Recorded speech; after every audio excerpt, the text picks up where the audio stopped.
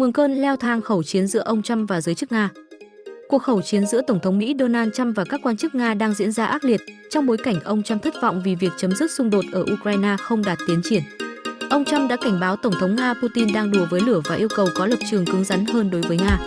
Trong khi đó, Moscow cho rằng ông Trump quá cảm xúc và cảnh báo về nguy cơ Thế chiến 3.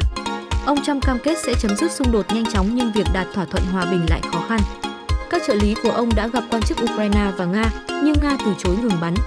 Ông Trump đang phải đối mặt với áp lực từ các nghị sĩ Mỹ và nhiều nhà lãnh đạo nước ngoài để có hành động cứng rắn hơn, bao gồm khả năng gặp gỡ trực tiếp ông Putin, mặc dù thời gian cụ thể của cuộc họp vẫn chưa được xác định.